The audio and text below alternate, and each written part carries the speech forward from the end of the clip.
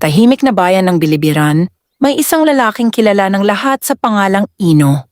Araw-araw ay makikita siyang nagtutulak ng lumang kariton sa makikitid na kalsada. Habang ang karamihan ay abala sa kanilang hanap buhay, si Ino naman ay maagang gumigising upang mangolekta ng mga basurang maaari pang mapakinabangan. Hindi siya ipinanganak na mahirap, ngunit ang sunod-sunod na trahedyang dumaan sa kanilang pamilya ang nagtulak sa kanya upang mamuhay ng salat. Maaga niyang naulila ang kanyang mga magulang dahil sa matinding karamdaman. Wala siyang kapatid na maaasahan, kaya natuto siyang tumayo sa sarili niyang mga paa. Ang tanging naiwan sa kanya ay isang maliit na kubo sa gilid ng kagubatan at ang lumang karitong minsang ginamit ng kanyang ama. Hindi ikinahihiya ni Ino ang kanyang trabaho. Naniniwala siyang walang marangal o mababang hanapbuhay kung ito ay ginagawa ng may katapatan.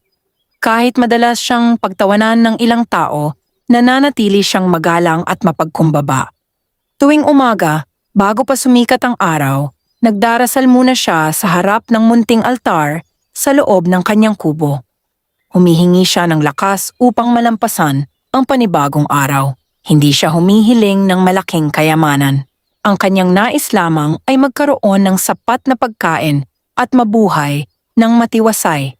Sa kanyang paglalakad sa iba't ibang bahagi ng bayan, marami siyang nakikilalang tao. Ang ilan ay mababait at nagbibigay sa kanya ng maiinom na tubig o pagkain. Ngunit mayroon ding mga taong itinataboy siya na tila ba wala siyang halaga. Gayunman, hindi siya nagtatanim ng sama ng loob. Lagi niyang iniisip na baka may pinagdaraanan din ng mga ito kaya ganoon ang kanilang ugali. Ang kanyang kabaitan ang naging dahilan upang maraming matatanda sa Bilibiran ang humanga sa kanya. Kapag nakakakita siya ng batang nagugutom, ibinibigay niya ang bahagi ng kanyang baon. Kapag may matandang hirap magbuhat ng mga gamit, agad niya itong tinutulungan kahit pa nangangahulugan iyon ng pagkaantala sa kanyang trabaho. Dahil dito, unti-unting kumalat ang balita tungkol sa kabutihang taglay ni Ino. Maraming nagsasabing kakaiba ang kanyang puso. Sa kabila ng matinding kahirapan, hindi siya naging sakim o mapanlamang sa kapwa. Isang hapon, matapos niyang magbenta ng mga nakolektang bote at bakal, napansin niyang kakaunti lamang ang kanyang kinita. Halos hindi iyon sasapat upang makabili ng bigas para sa susunod na araw. Habang pauwi, nadaanan niya ang isang matandang babae na halos hindi na makalakad. Bitbit nito ang isang mabigat na sako ng kahoy. "Lolo mo ba ang nasa bahay?" tanong ni Ino. "Wala na akong kasama," sagot ng matanda. "Ako na lamang mag-isa." Hindi na nagdalawang isip si Ino. Kinuha niya ang mabigat na sako at inihatid ang matanda hanggang sa maliit nitong bahay. Bilang pasasalamat, inalok siya ng matanda ng ilang pirasong tinapay. Ngumiti si Ino at magalang na tumanggi. "Kayo na lamang po ang kumain. Mas kailangan ninyo ito." Hindi alam ni Ino na may mga matang lihim na nakamasid sa kanyang kabutihan mula sa masukal na bahagi ng kagubatan. Pagsapit ng gabi, habang pauwi siya sa kanyang kubo, napansin niyang tila mas malamig ang simoy ng hangin kaysa karaniwan. Tahimik ang paligid at maging ang mga kuliglig ay tila biglang tumigil sa kanilang huni. Sa kanyang paglalakad, may nakita siyang maliit na punong balete na noon lamang niya napansin. Sa paanan nito ay may isang matandang walis na tila bagong iniwan. Pinulot niya ito upang itabi sa gilid ng daan, iniisip na baka may mapahamak kung ito ay maiwang nakahambalang. Pagkasandal niya ng walis sa puno, bahagyang umihip ang hangin. May tila mahinang tinig na bumulong sa kanyang tainga. Hindi lahat ng kayamanan ay nakikita ng mata. Napalingon si Ino. Wala siyang nakita ni isang tao. Inakala niyang pagod lamang siya, kaya ipinagpatuloy niya ang paglalakad pauwi. Ngunit sa likuran niya, sa ilalim ng lumang punong balete, dalawang mapupulang matang bahagyang kumislap sa dilim. Tahimik lamang itong nakatingin habang unti-unting nawawala ang anyo sa anino ng kagubatan. Hindi pa alam ni Ino na ang gabing iyon ang magsisilbing simula ng pinakakakaibang kabanata ng kanyang buhay. Isang kabanatang magdadala sa kanya sa isang hiwagang matagal nang nakatago sa bayan ng Bilibiran. Hindi agad nawala sa isip ni Ino ang mga salitang tila narinig niya ng gabing iyon. Hindi lahat ng kayamanan ay nakikita ng mata. Paulit-ulit niyang inalala ang tinig habang nakahiga sa kanyang lumang banig. Sinubukan niyang kumbinsihin ang sarili na bunga lamang iyon ng pagod at gutom. Maghapong nagtrabaho ang kanyang katawan kaya marahil ay naglaro lamang ang kanyang isipan. Kinabukasan ay muli siyang nagising bago pa sumikat ang araw. Gaya ng nakagawian, nagsindi siya ng maliit na lampara, nagdasal at saka naghanda ng kaunting lugaw mula sa natitirang bigas. Matapos kumain ay hinila niya ang kanyang lumang kariton at nagsimulang maglibot sa bayan ng Bilibiran.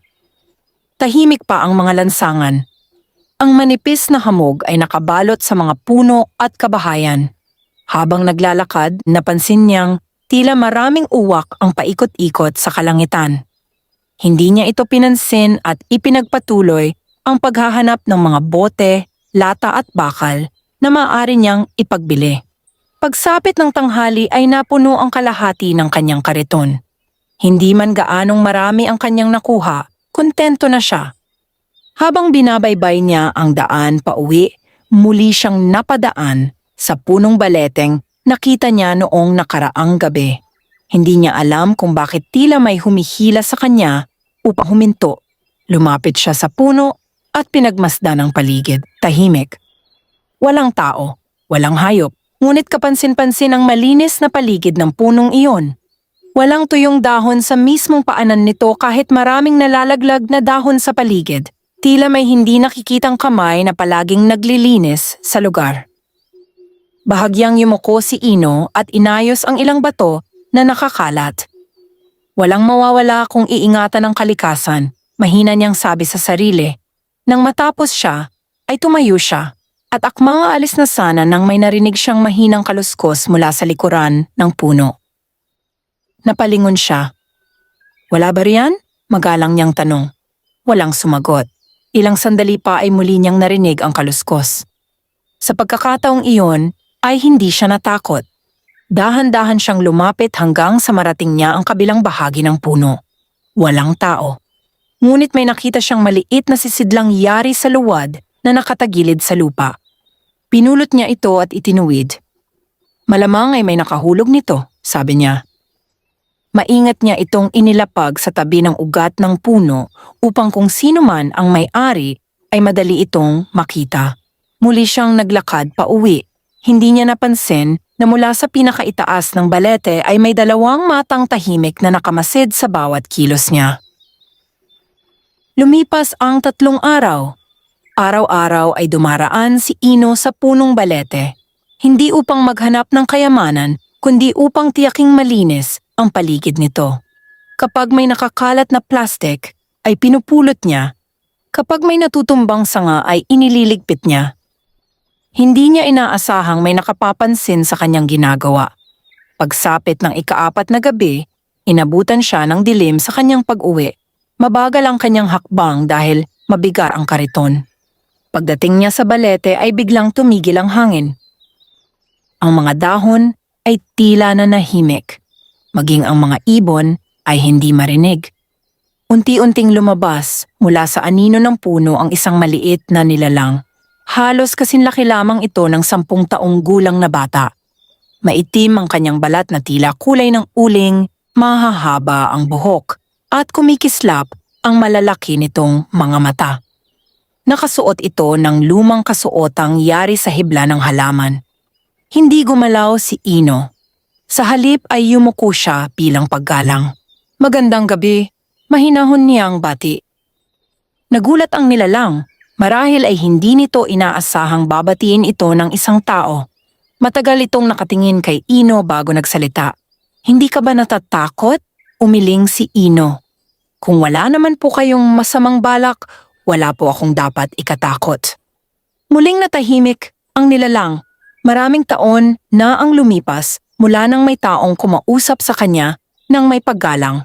Kadalasan ay tumatakbo ang mga tao kapag siya ay nakikita. Ang iba naman ay naghahagis pa ng bato. Ngunit ang lalaking nasa kanyang harapan ay nananatiling kalmado. Ako ang tagapagbantay ng punong ito, sabi ng nilalang. Hindi ko sinasaktan ang sino mang may malinis na puso, ngumiti si Ino. Kung gayon ay mabuti po. Maraming salamat sa pag-iingat sa kagubatan. Lalong nagtaka ang nilalang. Hindi ito humihingi ng anuman. Hindi rin ito nagtatanong tungkol sa kayamanan o hiwaga. Sa halip ay nagpasalamat pa ito. Ano ang pangalan mo? Tanong ng nilalang. Ino po. At ikaw ay isang basurero. Opo. Hindi ka ba nalulungkot sa iyong buhay? Napatingin si Ino sa kalangitan. Minsan po. Pero naniniwala akong may dahilan ng lahat. Hanggat kaya kong magtrabaho ng marangal, magpapasalamat pa rin ako. Tahimik na pinagmasdan siya ng nilalang. Pagkaraan ilang sandali, ay tumalikod ito. Bumalik ka rito bukas ng gabi. Hindi na ito nagsalita pa. Unti-unti itong naglaho sa likod ng malaking ugat ng balete na tila nilamon ng kadiliman. Matagal na nakatayo si Ino. Hindi niya alam kung panaginip lamang ba ang kanyang nasaksihan. Ngunit nang tumingin siya sa lupa, may nakita siyang isang maliit na itim na bato na kumikislap sa liwanag ng buwan. Hindi niya ito kinuha. Sa halip ay iniwan niya ito sa ilalim ng puno. Kung hindi iyan akin, mahina niyang sabi, nararapat lamang na manatili iyan sa tunay na may-ari. Pagkatapos ay tahimik siyang umuwi. Sa likod ng punong balete bahagyang napangiti ang mahiwagang nilalang. Sa unang pagkakataon sa napakaraming taon, nakatagpo siya ng isang taong hindi nasilaw sa anumang maaaring maging kayamanan. At doon nagsimulang mabuo ang kanyang pasya. Susubukin niya ang puso ng basurerong si Ino bago niya ipagkatiwala ang lihim na kayamanang matagal na niyang binabantayan. Kinabukasan ay maagang nagising si Ino, ngunit hindi mawala sa kanyang isipan ang mahiwagang nilalang na kanyang nakatagpo sa ilalim ng punong balete. Hindi niya alam kung ito ba ay tunay na duwende o isa lamang pangitain, subalit malinaw niyang naaalala ang bawat salitang binitiwan nito. Sa kabila nito, hindi niya hinayaang maapektuhan ang kanyang gawain. Inayos niya ang kanyang lumang kariton, nagwalis sa paligid ng kanyang kubo, at nagtungo sa bayan upang mangolekta ng mga basurang maaari pang mapakinabangan. Habang naglalakad sa pamilihan, may napansin siyang isang maliit na batang babae na umiiyak sa gilid ng daan. Hawak nito ang isang lumang supot na puno ng gulay na nagkalat na sa lupa. Lumapit si Ino. Bakit ka umiiyak, Hija? Malumanay niyang tanong. Nadulas po ako, sagot ng bata habang pinupunasan ang kanyang mga luha. Ipagbibili sana ito ni Inay. Hindi na nagdalawang isip si Ino. Isa-isa niyang pinulot ang mga gulay, nilinis ang mga ito hanggat maaari, at inilagay muli sa supot. Nang matapos, napansin niyang may isa sa mga kamatis ang tuluyang nadurog. Mula sa kaunting perang kinita niya noong araw na iyon, bumili siya ng bagong kamatis at inilagay iyon sa supot ng bata. Narito, hindi mapapansin ng iyong ina na may nasira. Napangiti ang bata. Maraming salamat po. Umalis ang bata habang masaya, samantalang si Ino ay naiwan na halos wala ng perang pambili ng kanyang hapunan. Hindi niya ito pinagsisihan. Sa kanyang puso, mas mahalaga ang mapangiti ang isang batang nangangailangan kaysa mabusog siya ng isang gabi. Pagsapit ng dapit hapon, ay nagtungo siya sa punong balete, gaya ng sinabi ng mahiwagang nilalang. Tahimik ang buong paligid. Unti-unting lumitaw mula sa anino ang duwendeng itim. Hindi na nagulat si Ino. Magalang siyang yumuko. Narito na po ako. Tahimik siyang pinagmasdan ng duwende. Alam mo bang buong araw kitang minamasdan? Ngumiti lamang si Ino. Wala naman po akong itinago.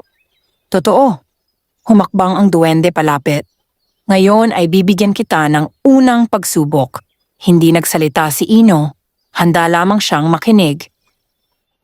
Iniabot ng duwende ang isang maliit na supot na iyari sa lumang tela. Sa loob nito ay may 10 pilak na barya. Tinanggap iyon ni Ino. Dalhin mo ito pa uwi. Ngunit tandaan mo, hindi mo maaaring gastusin kahit isang barya. Huwag mo ring bilangin. Huwag mong buksan ang supot. Bukas ng gabi ay ibalik mo ito sa akin. Hindi nagtanong si Ino. Tumango lamang siya. Susundin ko po. Pagkatapos ay umuwi siya. Habang naglalakad, ramdam niyang mabigat ang supot. Maraming beses siyang naisipang tingnan kung ano nga ba ang laman nito. Ngunit naalala niya ang bilin ng duwende, kaya hindi niya ito ginalaw. Pagdating sa kanyang kubo ay isinabit lamang niya ang supot sa isang kahoy na pako sa dingding. Naghapunan siya ng kaunting kamote at uminom ng tubig. Hindi man lamang niya nilingon ang supot. Pagsapit ng hating gabi ay may narinig siyang mahinang katok sa kanyang pintuan. Pagbukas niya ay wala siyang nakitang tao. Subalit may isang matandang lalaki na nakaupo sa labas ng kanyang bakuran. "Anak," sabi ng matanda, "ako'y nagugutom. May maitutulong ka ba?" Tinignan ni Ino ang kanyang bahay. Wala na siyang pagkain. Ang natitira lamang ay ang supot na ipinagkatiwala sa kanya. Alam niyang kung bubuksan niya iyon ay maaari siyang makabili ng pagkain para sa matanda. Ngunit ipinangako niyang hindi niya gagalawin ang laman nito. Nag-isip siya ng sandali. Pagkatapos ay pumasok siya sa loob ng kubo. Kinuha niya ang natitira niyang tuyong kahoy. Nagpunta siya sa kapitbahay at ipinagpalit ang mga iyon sa 2 pirasong tinapay. Pagbalik niya ay ibinigay niya ang lahat ng tinapay sa matanda. "Kainin ninyo po." Napangiti ang matanda. "Hindi ka ba magugutom?" "Ayos lang po. Bukas na lamang ako kakain." Tahimik na tinanggap ng matanda ang tinapay. Matapos kumain ay bigla itong tumayo. "Maraming salamat." Pagkasabi nito ay naglakad ito palayo hanggang sa tuluyan nang mawala sa dilim. Hindi alam ni Ino na ang matandang iyon ay hindi ordinaryong tao. Isa pala itong anyo ng duwendeng itim. Sinusubok lamang nito kung handa bang ipagpalit ni Ino ang ipinagkatiwalang kayamanan upang matulungan ang iba. Kinabukasan ay dumating ang takdang oras. Muling nagtungo si Ino sa punong balete. Tahimik siyang lumapit sa duwendeng itim. Iniabot niya ang supot. "Hindi ko po ito binuksan." Tinanggap iyon ng duwende. Binuksan nito ang supot. Naroon pa rin ang lahat ng pilak na barya. Ngumiti ang mahiwagang nilalang. "Hindi lamang ang katapatan mo ang aking nakita. Nakita ko rin ang iyong kabutihan. Hindi mo ginamit ang salaping hindi iyo. At kahit ikaw ay nagugutom, naghahanap ka pa rin ng ibang paraan upang matulungan ang isang nangangailangan." Tahimik lamang si Ino. Hindi niya alam na ang matandang kanyang pinakain ay ang mismong duwendeng sumusubok sa kanya. Tumayo ang duwendeng itim at tumingin sa malalim na bahagi ng kagubatan. Isa pa lamang iyan sa mga pagsubok. Kapag napatunayan mong tunay na busilak ang iyong puso, ipagkakaloob ko sa iyo ang kayamanang matagal nang nakatago sa ilalim ng kagubatan ng bilibiran. Nagulat si Ino, ngunit sa halip na matuwa, marahan siyang nagsalita. "Hindi ko po kailangan ng malaking kayamanan. Ang nais ko lamang ay magkaroon ng sapat na kabuhayan upang hindi na ako maging pabigat sa iba at makatulong pa sa mga nangangailangan." Sa unang pagkakataon ay tunay na napangiti ang duwendeng itim. Batid nitong tama ang kanyang napili. Ang lalaking nasa kanyang harapan ay hindi naghahangad ng kayamanan para sa sarili, kundi para sa kapakanan ng kapwa. At dahil doon, naghanda ang duwendeng itim ng isang mas mabigat na pagsubok na tuluyang magpapasya kung si Ino nga ba ang karapat-dapat na tagapagmana ng lihim na kayamanan ng bilibiran. Makalipas ang kanilang pag-uusap, tahimik na umuwi si Ino sa kanyang maliit na kubo. Hindi siya mapalagay sa sinabi ng duwendeng itim. Hindi niya kailanman pinangarap ang maging mayaman. Para sa kanya, sapat na ang magkaroon ng marangal na hanapbuhay at maayos na pamumuhay. Kinabukasan ay nagpatuloy siya sa kanyang pang-araw-araw na gawain na parang walang nagbago. Naglibot siya sa mga lansangan ng bilibiran, namulot ng mga bote, lata, lumang bakal, at iba pang maaring ipagbili sa junk shop. Napansin ng mga taga-bayan na lalo pang naging masipag si Ino. Kahit tirik ang araw ay hindi siya nagrereklamo. Kapag may nakakasalubong siyang matatanda, agad niya silang binabati. Kapag may batang nahihirapang tumawid sa kalsada, siya ang unang lumalapit upang umalalay. Hindi alam ng mga tao na sa bawat mabuting ginagawa niya ay may isang nilalang na lihim na nagmamasid mula sa kailaliman ng kagubatan. Pagsapit ng gabi, muling nagtungo si Ino sa punong balete. Naroon na ang duwending itim. Hindi na ito nagsalita kaagad. Sa halip ay itinuro nito ang isang makitid na daan na natatakpan ng matataas na damo. "Sumunod ka sa akin." Tahimik na sumunod si Ino. Habang lumalalim sila sa kagubatan, lalong tumatahimik ang paligid. Ang liwanag ng buwan ay halos hindi na sumilip sa kapal ng mga sanga. Maya-maya pa ay narating nila ang isang maliit na malinaw na batis. Sa gitna ng batis ay may isang lumang sisidlang yari sa ginto. Bahagya itong nakalitaw sa tubig at kumikislap sa liwanag ng buwan. Napanganga si Ino. Kailanman ay hindi pa siya nakakita ng ganoong kagandang sisidlan. Narito ang ikalawang pagsubok, wika ng duwending itim. "Kunin mo ang sisidlan." Maingat na lumusong si Ino sa mababaw na tubig at iniahon ang gintong sisidlan. Mabigat ito. Halatang puno ang laman. Nang iabot niya ito sa duwende ay nagsalita itong muli. "Buksan mo." Dahan-dahang binuksan ni Ino ang takip. Agad na tumambad sa kanya ang napakaraming gintong barya, mamahaling hiyas, at mga batong kumikislap na tila mga bituin. Kahit sino ay matutuksong kumuha, ngunit isinara agad ni Ino ang sisidlan. "Bakit mo isinara?" tanong ng duwende. "Hindi po kasi ito akin." "Paano kung sabihin kong maaari kang kumuha ng kahit gaano karami?" Umiling si Ino. "Hindi pa rin po." "Bakit?" Huminga ng malalim si Ino. "Kung ibibigay ninyo po ang lahat ng iyan sa taong hindi marunong gumamit ng kayamanan, masasayang lamang. At kung hindi pa ninyo ipinagkakaloob sa akin, wala akong karapatang kumuha." Tahimik na nakinig ang duwende. Maya-maya ay itinuro nito ang isang malaking bato sa tabi ng batis. "Umupo ka." Naupo si Ino. Daan-daang taon ko nang binabantayan ang kayamanang ito, wika ng duwending itim. Marami ng tao ang nakarating dito. May mga mangangaso, may mga pinuno, may mga negosyante. Lahat sila ay nangakong gagamitin ang kayamanan sa kabutihan. Ngunit bago pa man ako magbigay ng pahintulot, ay palihim na silang kumukuha ng ginto. Tanging ikaw lamang ang taong agad na nagsara ng sisidlan. Tahimik si Ino. Hindi niya alam ang isasagot. Muli silang naglakad palabas ng kagubatan. Sa daan ay may narinig silang mahinang daing. Agad na lumapit si Ino. Sa ilalim ng isang natumbang puno ay may isang sugatang usa. Nabaon ang paa nito sa pagitan ng mga ugat. Hindi nag-atubili si Ino. Pinilit niyang iangat ang mabigat na troso. Halos manginig ang kanyang mga braso sa bigat nito. Ngunit hindi siya sumuko. Sa huling lakas ng kanyang katawan ay naiangat niya ang troso at nakawala ang usa. Agad niya itong nilinis at tinapalan ng mga dahong alam niyang ginagamit ng matatanda bilang halamang gamot. Makaraan ng ilang sandali ay nakatayo na muli ang hayop.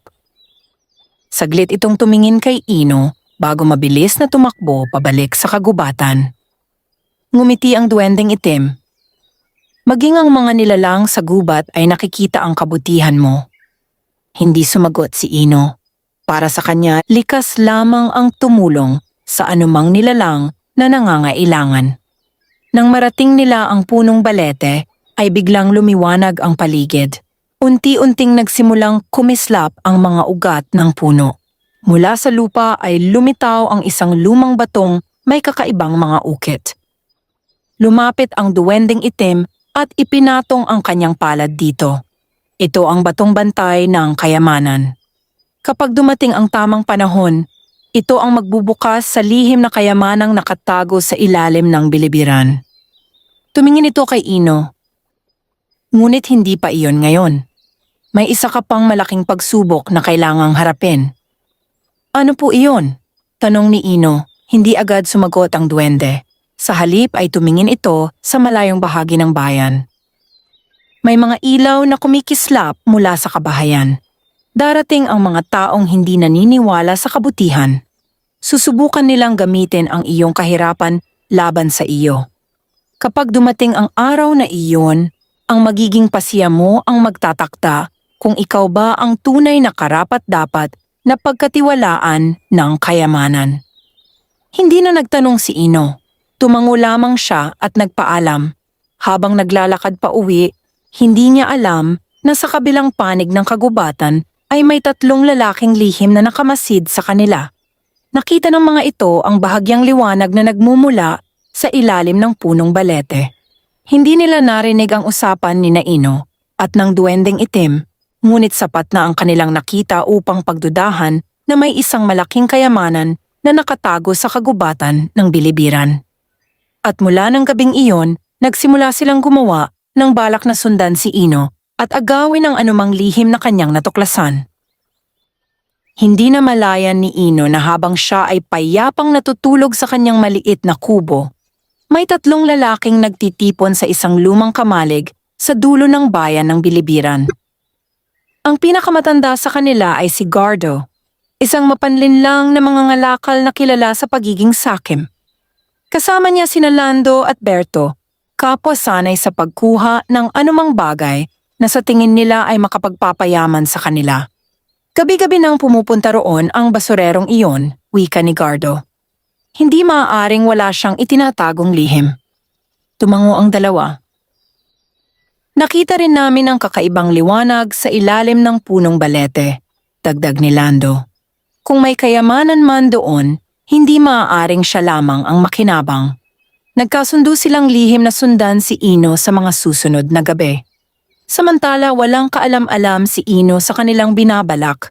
Tulad ng dati, maaga siyang nagising at nagsimula na namang mangolekta ng mga basurang maaari pang mapakinabangan.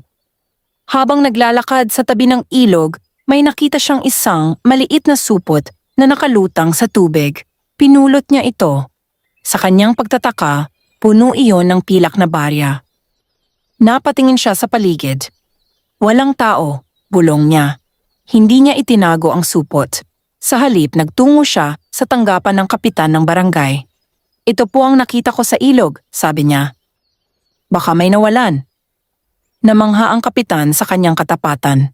Kung iba ang nakapulot nito, baka hindi na ito naibalik. Ngumiti lamang si Ino. Hindi po kasi akin. Ipinaskil ng kapitan ang balita tungkol sa nawawalang supot. Pagsapit ng hapon, isang matandang lalaki ang dumating. Naiiyak itong ipinaliwanag na ang supot ay ipambabayad sana niya sa gamot ng kanyang asawa. Nang makita ang supot, halos mapaluhod ito sa tuwa. Paulit-ulit niyang pinasalamatan si Ino. Bilang gantimpala, inalok niya ito ng ilang pilak na barya. Ngunit magalang na tumanggi si Ino. Mas kailangan po ninyo iyon. Muling kumalat sa buong bilibiran ang balita tungkol sa katapatan ng basurero. Marami ang humanga sa kanya. Ngunit may ilan ding naiinggit. Isa na rito si Gardo. Nagpapakabait lamang iyan para hindi mapaghinalaan, galit niyang sabi. Sigurado akong may malaking kayamanang itinatago. Nang gabing iyon, muli na namang nagtungo si Ino sa punong balete. Hindi niya alam na mula sa malayo ay tahimik siyang sinusundan ni Gardo.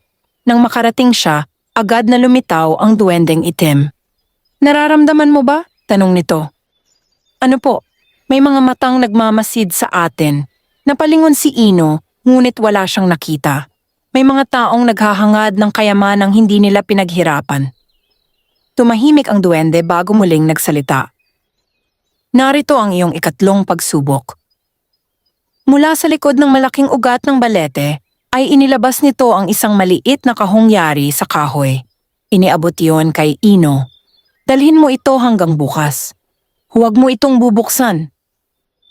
Huwag mo ring ipapakita kanino man. Tumango si Ino. Maingat niyang niyakap ang kahon at nagsimulang maglakad pa uwi. Hindi nagtagal ay hinarang siya ni Gardo. Ino, sigaw ni Gardo. Ano iyang dala mo? Wala po itong halaga. Mahinahong sagot ni Ino. Nako, huwag mo kaming lokohin. Kanina ka pa namin sinusundan. Sigurado kaming may kayamanan dyan. Sinubukan nilang agawin ang kahon. Ngunit mahigpit itong hinawakan ni Ino. Hindi po ito akin. Ipinagkatiwala lamang ito sa akin. Mas lalong nagalit si Gardo. Kung hindi mo ibibigay, kukunin namin iyan. Sa halip na lumaban, umurong si Ino. Ayokong makipag-away. Ngunit biglang umihip ang malamig na hangin. Nagliyab ang mga sulo ng 3 lalaki at agad ding namatay. Nabalot ng matinding dilim ang paligid. Mula sa itaas ng punong balete ay umalingaw-ngaw ang isang malalim na tinig. Ang sakim ay walang karapatang humawak ng kayamanang hindi para sa kanya. Nang muling bumalik ang liwanag ng buwan, wala na si Ino sa kanilang harapan. Mistulang nilamon siya ng kagubatan. Takot na nagsitakbo si Gardo pa uwi. Samantala, natagpuan ni Ino ang sarili na nakatayo sa harap ng duwendeng itim. Hindi kita iniligtas dahil mahina ka, sabi ng duwende. Iniligtas kita dahil pinili mong umiwas sa karahasan.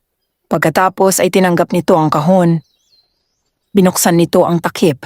Sa loob ay wala palang laman. Nagulat si Ino.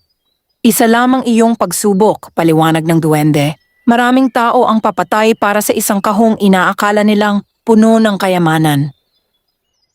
Ngunit ikaw ay handang isugal ang sariling kaligtasan upang tuparin ang ipinagkatiwala sa iyo. Tahimik na yumuko si Ino. Napatunayan na naman niya ang kanyang katapatan.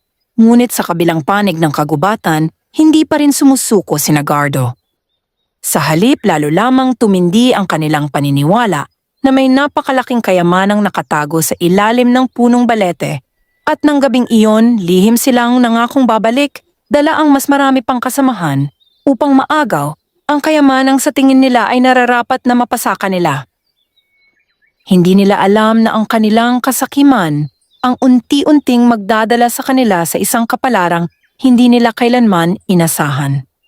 Lumipas ang ilang araw na tila payapa ang bayan ng Bilibiran. Patuloy na namamasura si Ino sa umaga at tahimik namang umuuwi sa kanyang kubo sa pagsapit ng gabi. Ngunit sa kabila ng katahimikang iyon, may isang unos na unti-unti nang nabubuo. Hindi na nawala sa isip ni Gardo ang punong balete at ang mahiwagang pangyayaring kanilang nasaksihan. Nag-ipon sila ng ilan pang kasamahan mula sa karatig bayan. Ipinangako nila sa mga ito na magkakaroon sila ng malaking bahagi ng kayamanan kapag natagpuan nila ang lihim na yaman ng kagubatan. Samantala, isang gabi ay muling tinawag ng duwendeng itim si Ino. Pagdating niya sa punong balete, nakita niyang mas maliwanag ang paligid kaysa dati. Ang mga ugat ng balete ay tila kumikislap at ang hangin ay malamig ngunit payapa. Lumapit ang duwendeng itim at nagsalita. Ino, nalampasan mo ang maraming pagsubok, ngunit may isa pang natitira. Ito ang pinakamahalaga sa lahat. Tahimik na nakinig si Ino. Ngayong gabi bibigyan kita ng pagkakataong maging mayaman. Mula sa ilalim ng malaking ugat ng balete ay unti-unting umangat ang isang lumang baul na yari sa matigas na kahoy. Nang buksan ito ng duwende, kumislap ang napakaraming gintong barya, mamahaling alahas at mahahalagang bato. Hindi halos matingnan ni Ino ang ningning ng mga ito. Kung nanaisin mo, sabi ng duwende, maaari mong kunin ang lahat ng ito ngayon din. Nagkaroon ng mahabang katahimikan, hindi agad nagsalita si Ino. Sa wakas ay marahan siyang tumingin sa duwende. Kung kukunin ko po ba ang lahat ng iyan, ano ang mangyayari? Napangiti ang duwende. Iyan ang tamang tanong. Ito ang kayamanang iningatan ng aming lahi sa loob ng maraming siglo. Maaari itong mapunta sa isang taong karapat-dapat. Muling tumingin si Ino sa baul. Naalala niya ang mga batang nagugutom sa bayan. Naalala niya ang matatandang walang pambili ng gamot. Naalala rin niya ang kanyang maliit na kubo na halos bumigay na ang bubong. Ngunit higit sa lahat naalala niya ang kanyang mga magulang. Madalas sabihin ng kanyang ama noon, ang kayamanang hindi pinaghirapan ay madaling mawala. ngunit ang mabuting pangalan ay mananatili habang ikaw ay nabubuhay. Huminga siya ng malalim. Pasensya na po. Nagulat ang duwendeng itim. Bakit? Hindi ko po kayang angkinin ang lahat. Nais ko lamang ang sapat. Nais kong magtrabaho pa rin. Nais kong paghirapan ang aking ikabubuhay. Kung bibigyan ninyo ako ng sapat na panimula upang makapagnegosyo at makatulong sa kapwa, magiging masaya na po ako. Matagal na hindi nagsalita ang duwendeng itim, unti-unti itong napangiti. Sa unang pagkakataon sa napakaraming taon, nakita nito ang isang taong tumanggi sa walang hanggang kayamanan. Biglang nagsimulang umugong ang buong kagubatan. Ang mga ugat ng balete ay kumislap sa matingkad na gintong liwanag. Unti-unting nagbukas ang lupa. Mula sa ilalim nito ay lumitaw ang isang napakalaking silid na yari sa makikinang na bato. Nakalinya roon ang mga baul ng ginto, pilak, mamahaling hiyas at sinaunang kagamitan na panganga si Ino. Hindi niya akalaing may ganoon kalaking kayamanan sa ilalim ng kagubatan. Ito ang tunay na kayamanan ng Bilibiran, sabi ng duwendeng itim. Hindi ito para sa isang sakim. Hindi rin ito para sa sinumang naghahangad ng kapangyarihan. Ito ay para sa taong may pusong handang magbahagi. Kasabay nito ay dumating si Gardo at ang kanyang mga kasamahan. Nakita nila ang nakabukas na silid ng kayamanan. Naglaki ang kanilang mga mata. Kayamanan? Sigaw ni Gardo. Hindi na sila nagdalawang isip. Sabay-sabay silang tumakbo papasok. Ngunit bago pa man nila mahawakan ang unang baul, nagsimulang magsara ang lupa. Nayanig ang buong paligid. Ang mga gintong kanilang inaabot ay unti-unting naging ordinaryong bato. Ang mga hiyas ay naging mga tuyong dahon. Ang mga baul ay naging lumang kahoy na halos pulok na. Natigilan ang mga lalaki. Niloko tayo, sigaw ni Lando. Umalingaw-ngaw ang tinig ng duwendeng itim. Hindi kayamanan ang nakikita ng sakim, kundi ang sarili niyang kasakiman. Takot na nagsitakbo ang mga lalaki palabas ng kagubatan. Hindi na sila muling bumalik pa. Tahimik na nagsara muli ang lihim na silid. Pagkatapos ay tumingin ang duwendeng itim kay Ino. Natapos na ang iyong huling pagsubok. Panahon na upang tuparin ko ang aking pangako. Inilagay nito ang kanyang palad sa noo ni Ino. Isang mainit na liwanag ang bumalot sa buong paligid. Sa sandaling iyon, nagsimula nang magbago ang kapalaran ng basurerong si Ino at ang biyayang matagal nang hinihintay ng bayan ng Bilibiran ay tuluyan ng nakatakdang maganap. Pagkapatong ng palad ng duwendeng itim sa noo ni Ino, unti-unting naglaho ang nakakasilaw na liwanag. Nang muli niyang idilat ang kanyang mga mata, napansin niyang bumalik na sa dati ang paligid ng punong balete. Wala na ang napakalaking silid na puno ng kayamanan. Tanging ang malamig na simoy ng hangin at ang mahinang paggalaw ng mga dahon ang kanyang naririnig. Naguguluhan siyang tumingin sa duwendeng itim. Nasaan na po ang kayamanan? Marahang ngumiti ang mahiwagang nilalang. Hindi ito nawala. Itinago ko lamang muli.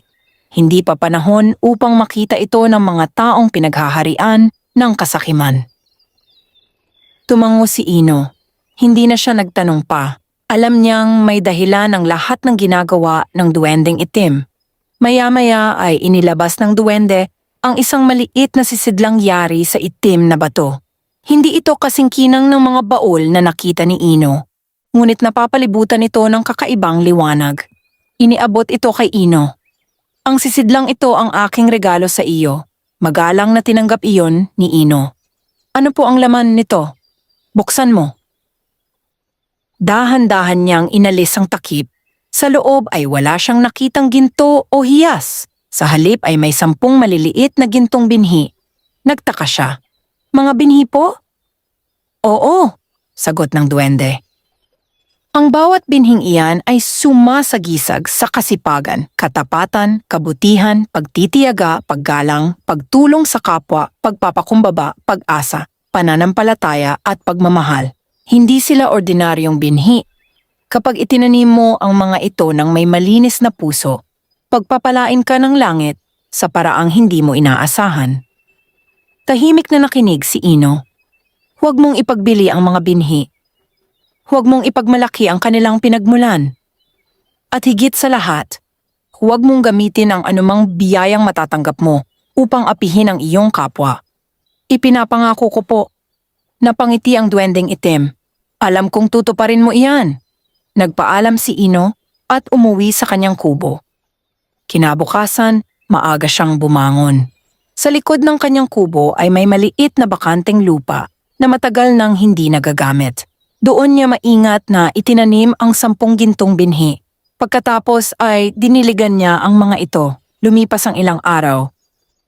Walang anumang kakaibang nangyari. Ngunit hindi nawalan ng pag-asa si Ino. Patuloy niya itong inalagaan. Makalipas ang 1 linggo, may mga maliliit na usbong na sumibol.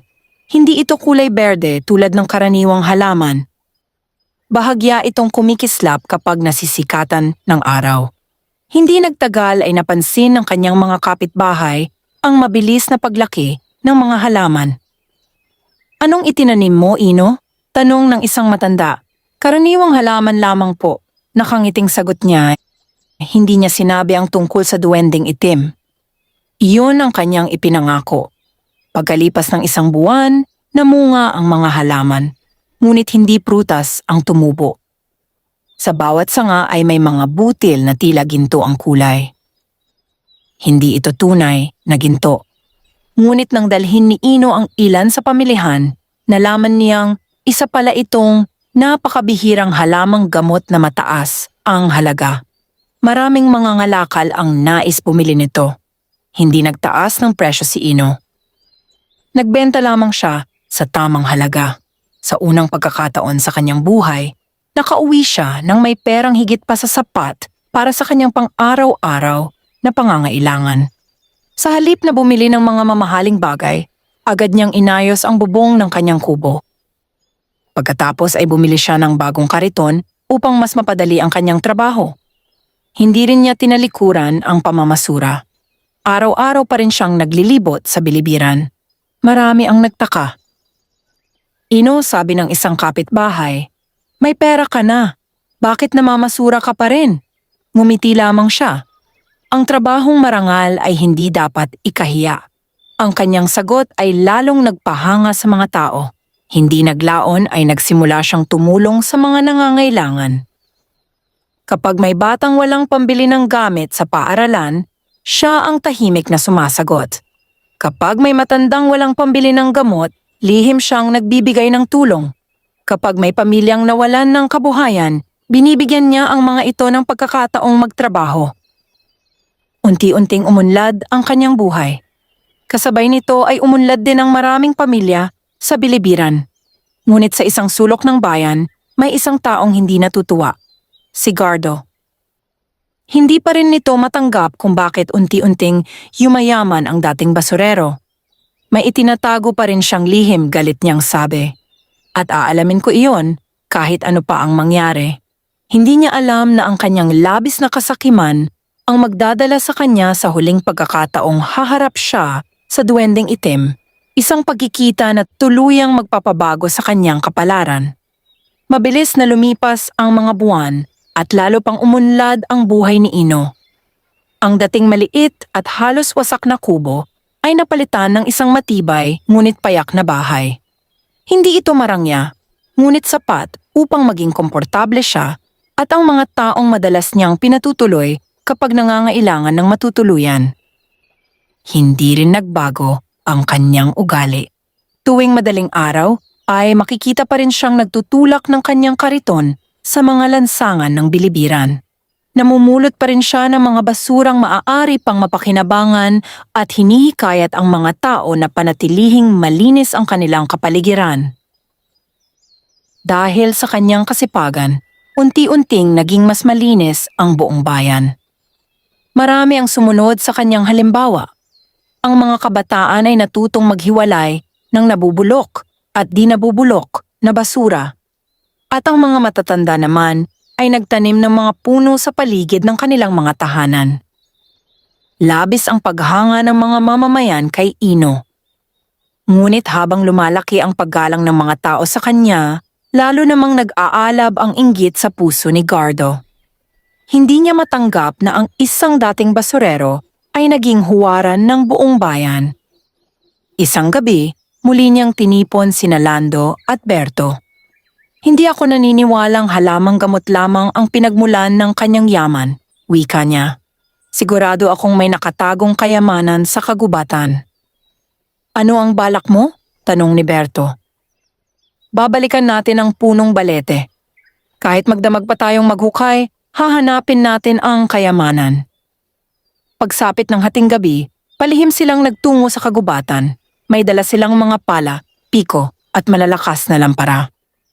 Nang marating nila ang punong balete, agad silang nagsimulang maghukay. 1, 2, 3 oras ang lumipas. Ngunit wala silang natagpuang kahit isang pirasong ginto. Sa halip, lalo lamang lumalim ang kanilang hinuhukay. Biglang umihip ang napakalakas na hangin. Namatay ang lahat ng kanilang ilaw. Nanginginig na tumingin ang tatlo sa paligid. Mula sa likod ng punong balete ay dahan-dahang lumitaw ang duwending itim. Mas mabagsik ang anyo nito kaysa dati. Ang mga mata nito ay tila nagliliyab sa dilim. Hindi pa ba kayo natututo? Malalim nitong wika. Napaatras si Gardo. Ngunit sa halip na matakot, lalo pang tumapang si Gardo. Kung tunay kang nagbabantay ng kayamanan, wala kang karapatang itago iyon. Ibigay mo sa amin ang ginto. Tahimik na pinagmasdan siya ng duwending itim. Ang kayamanan ay hindi gantimpala sa kasakiman. Ito ay biyaya para sa taong marunong magbahagi, ngunit hindi nakinig si Gardo. Itinaas niya ang kanyang pala at sinubukang hampasin ang ugat ng punong balete. Sa mismong sandaling iyon, lumindol ang lupa. Nagbitak ang bahaging kanilang hinuhukay. Napaatras sina Lando at Berto. Ngunit si Gardo ay nadulas at nahulog sa malalim na hukay. Ilabas ninyo ako, sigaw niya. Agad siyang nilapitan ng kanyang mga kasamahan, ngunit hindi nila siya maabot. Sa kabilang dako ng bayan, nagising si Ino dahil sa kakaibang pakiramdam. Hindi siya mapakali. Agad niyang naalala ang sinabi ng duwending itim na may darating na panibagong pagsubok. Kaya dali-dali siyang nagtungo sa kagubatan. Pagdating niya roon, ay nakita niyang nagkakagulo ang tatlong lalaki. Hindi na siya nagdalawang isip. Kumuha siya ng matibay na lubid mula sa kanyang kariton na lagi niyang dala. Itinali niya ito sa isang malaking puno at dahan-dahang ibinaba sa hukay. Kapit ka, sigaw niya kay Gardo. Nahihiyaman, wala nang nagawa si Gardo. Mahigpit niyang hinawakan ng lubid. Sa tulong ni Lando, Berto at Ino, unti-unti siyang naiahon mula sa hukay. Pagkalabas niya, hingal na hingal siyang napaupo sa lupa. Tahimik ang lahat. Lumapit ang duwending itim. Tumingin ito kay Gardo. Nais kang iligtas ng taong kinaiinggitan mo. Samantalang ikaw ay paulit-ulit na naghangad na siya ay mapahamak. Unti-unting yumuko si Gardo. Ngayon lamang niya naunawaan ang bigat ng kanyang mga pagkakamali. Humarap siya kay Ino. Patawarin mo ako. Paulit-ulit kitang pinaghinalaan at sinubukan pa kitang saktan. Ngumiti si Ino. Wala akong galit sa iyo. Mas mahalaga na natuto tayo sa ating mga pagkakamali. Napatingin ang duwending itim sa kanilang dalawa. Sa unang pagkakataon, nakita nitong nagsisisi ng taos puso si Gardo. Ngunit alam nitong hindi pa rito nagtatapos ang kwento. May isang huling biyayang nakalaan para kay Ino, isang biyayang hindi lamang magpapabago sa kanyang buhay, kundi sa buong bayan ng Bilibiran. At iyon ang magaganap sa pagsikat ng susunod na araw. Pagsikat ng araw ay nabalot ng kakaibang katahimikan ang buong bayan ng Bilibiran. Ang malamig na simoy ng hangin ay tila may dalang panibagong pag-asa. Hindi alam ng mga mamamayan na sa gabing nagdaan ay may mahalagang pangyayaring naganap sa ilalim ng punong balete. Maagang nagising si Ino at tulad ng kanyang nakasanayan, nagdasal muna bago nagsimula sa kanyang gawain. Hindi niya ikinuwento kanino man ang nangyari kina Gardo at sa duwendeng itim. Naniniwala siyang hindi kailangang ipagsigawan ang kabutihang nagawa. Habang naglilinis siya sa paligid ng kanyang bahay, dumating si Gardo. Wala na ang dating yabang sa kanyang mukha. Tahimik siyang lumapit kay Ino at yumuko. Ino, mahina niyang wika. Nais kong humingi ng tawad sa lahat ng kasalanang nagawa ko laban sa iyo. Ngumiti si Ino. Matagal na kitang pinatawad. Hindi makapaniwala si Gardo. Pagkatapos ng lahat ng ginawa ko, ang galit ay lalo lamang nagpapabigat ng puso, sagot ni Ino. Mas mabuting magsimula tayong muli. Napaluha si Gardo. Mula noon ay nagsimula siyang magbago. Ipinagbili niya ang mga gamit na ginamit niya sa masasamang balak at ginamit ang nalikom upang magsimula ng marangal na hanapbuhay. Tinulungan din niya ang mga taong minsan niyang naloko. Nang gabing iyon, muling tinawag ng duwendeng itim si Ino sa punong balete. Tahimik siyang dumating, naroon ang mahiwagang nilalang, nakatayo sa ilalim ng punong matagal nitong binantayan. Ino, sabi ng duwende, dumating na ang araw na hinihintay ko sa loob ng napakaraming taon. Unti-unti nitong iniunat ang kanyang kamay. Mula sa lupa ay lumitaw ang isang maliit na baul na yari sa matibay na kahoy. Hindi ito kasing kinang ng mga baul na nakita noon ni Ino. Ngunit may kakaibang kapayapaan itong taglay. Ito ang tunay na biyayang nakalaan para sa iyo. Maingat na binuksan ni Ino ang baul. Sa loob ay may ilang supot ng sinaunang gintong barya, mga pilak na barya, at isang lumang kasulatan. Hindi ganoon karami ang ginto kumpara sa nakita niya noon sa lihim na silid, ngunit sapat na upang mabago ang buhay ng sinuman. Bakit ito lamang po? Tanong ni Ino. Ngumiti ang duwendeng itim. Dahil ito lamang ang sapat. Ang taong marunong makontento ay hindi nangangailangan ng higit pa. Ito ang kayamanang hindi makapipinsala sa iyong puso. Tinanggap ni Ino ang baul. Mahigpit niya itong niyakap. Maraming salamat po. Ngunit tandaan mo, dagdag ng duwende, ang pinakamahalagang kayamanan ay hindi ang ginto, kundi ang kabutihang naitanim mo sa puso ng mga tao. Tumango si Ino.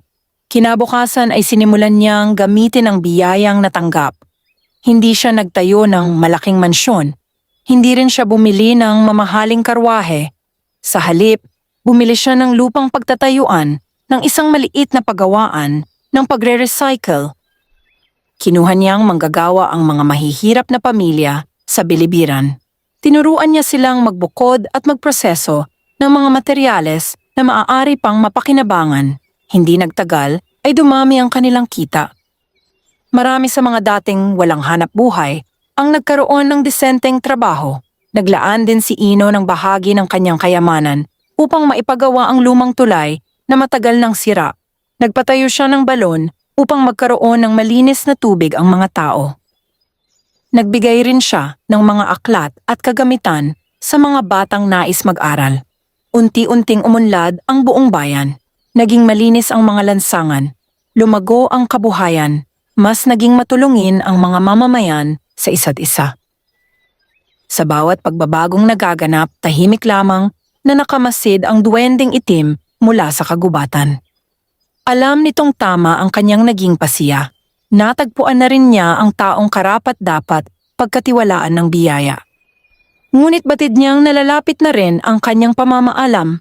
May huli pa siyang habilin kay Ino, isang lihim na dapat ipagpatuloy upang manatiling ligtas ang mahiwagang kayamanan ng bilibiran para sa mga susunod na salinlahi.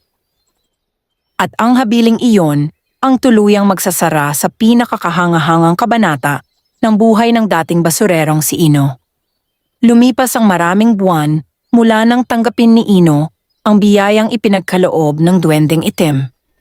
Ang dating tahimik na bayan ng bilibiran ay naging isang maunlad at malinis na pamayanan. Dumadayo ang mga tao mula sa karatig bayan upang makita kung paano nagawang baguhin ng isang dating basurero ang buong komunidad. Ngunit sa kabila ng kanyang tagumpay, hindi nagbago ang puso ni Ino. Tuwing madaling araw ay naglilibot pa rin siya sa mga lansangan, tanga ng kanyang kariton. Hindi na dahil kailangan niyang mamulot ng basura upang mabuhay, kundi upang maging huwaran sa mga kabataan. Itinuturo niya sa kanila na ang kalinisan ay nagsisimula sa bawat tahanan at ang anumang bagay na itinapon ay maaari pang magkaroon ng bagong halaga kung gagamitin ng wasto. Marami ang nagtatanong kung bakit hindi niya tuluyang iniwan ang dati niyang hanap buhay. Ngumingiti lamang siya at sinasabi, "Ang trabaho ang humubog sa aking pagkatao. Hindi ko ito ikahihiya kailanman." Ang kanyang mga salita ay naging inspirasyon sa buong Bilibiran. Hindi naglaon ay nagkaroon ng samahan ang mga mamamayan upang mapanatiling malinis ang kanilang bayan. Ang mga bata ay natutong magtanim ng mga puno.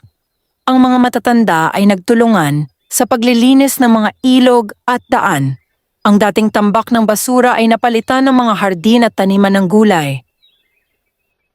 Isang gabi, habang tahimik na nakaupo si Ino sa ilalim ng punong balete, muli niyang nakita ang duwendeng itim. Ngunit iba na ang anyo nito. Hindi na ito kasindilim ng dati. Ang kanyang katawan ay tila nababalot na ng banayad na liwanag. "Alam kong ito na ang ating huling pagkikita," sabi ni Ino. Marahang tumango ang duwende. "Natupad mo ang aking inaasam sa loob ng napakahabang panahon. Hindi mo lamang binago ang iyong sariling buhay. Binago mo rin ang puso ng buong bayan." Tahimik na nakinig si Ino. "Ito na ang panahon upang ipagkatiwala ko sa iyo ang huli kong habilin." Mula sa kanyang kasuotan ay inilabas ng duwendeng itim ang isang maliit na butong kulay ginto. Iniabot niya ito kay Ino. "Ito ang binhi ng pag-asa. Itanim mo ito sa tabi ng punong balete. Habang nananatiling mabuti ang mga tao sa Bilibiran, mananatiling buhay ang biyaya ng bayang ito. Ngunit kapag nanaig ang kasakiman, mawawala ang lahat ng pagpapalang ipinagkaloob." Magalang na tinanggap ni Ino ang gintong binhi. Kinabukasan, kasama ang mga matatanda, kabataan at iba pang mamamayan ng Bilibiran, itinanim niya ang binhi sa tabi ng punong balete. Pagkaraan lamang ng ilang sandali, sumibol ang isang maliit na puno. Lumipas ang mga taon. Lumaki ito at naging isang napakagandang punong may lunti ang mga dahon na nagbibigay ng malamig na lilim sa sinumang dumaraan. Mula noon ay ginawa ng mga mamamayan na banal na lugar ang paligid ng dalawang puno. Walang sinuman ang pumuputol ng kanilang mga sanga, walang nagtatapon ng basura sa paligid. Ang bawat batang ipinapanganak sa Bilibiran ay dinadala roon ng kanilang mga magulang upang ituro ang kahalagahan ng katapatan, kasipagan at kabutihan. Si Gardo naman ay tuluyan ng nagbago. Naging isa siya sa pinakamasisipag na manggagawa sa paggawaan ni Ino. Kinamit niya ang natitirang bahagi ng kanyang buhay sa pagtulong sa mga mahihirap bilang pagbawi sa kanyang mga nagawang kasalanan. Habang tumatanda si Ino, lalo pang lumawak ang kanyang pagtulong sa kapwa. Nagpatayo siya ng maliit na paaralan para sa mga batang kapos sa buhay. Nagpagawa siya ng klinika upang may mapuntahan ang mga may sakit. Naglaan siya ng pondo para sa mga kabataang nais makapag-aral. Hindi niya ipinagmalaki ang kanyang mga nagawa. Sa halip, lagi niyang sinasabi na ang tunay na kayamanan ay ang kakayahang magbigay ng pag-asa sa iba. Makalipas ang maraming taon, pumanaw si Ino habang payapang natutulog sa kanyang tahanan. Nagluksa ang buong bayan ng Bilibiran. Hindi nila inalala si Ino bilang isang mayamang tao. Inalala nila siya bilang isang mabuting tao. Isang taong nagsimula bilang simpleng basurero, ngunit naging dahilan upang magbago ang buhay ng napakaraming pamilya. Hanggang sa kasalukuyan, isinasalaysay pa rin ng matatanda sa Bilibiran ang kwento ni Ino at ng mahiwagang duwendeng itim. Ngunit ang kanilang itinuturo sa bawat henerasyon ay hindi ang tungkol sa gintong kayamanan. Ang tunay na aral ng kwento ay ito. Ang kayamanan ay maaaring maubos. Ang ginto ay maaaring mawala. Ngunit ang kabutihan katapatan, kasipagan, at pagmamahal sa kapwa ay mga kayamanang kailanman ay hindi mananakaw at mananatiling buhay sa puso ng bawat taong handang gumawa ng mabuti. Wakas.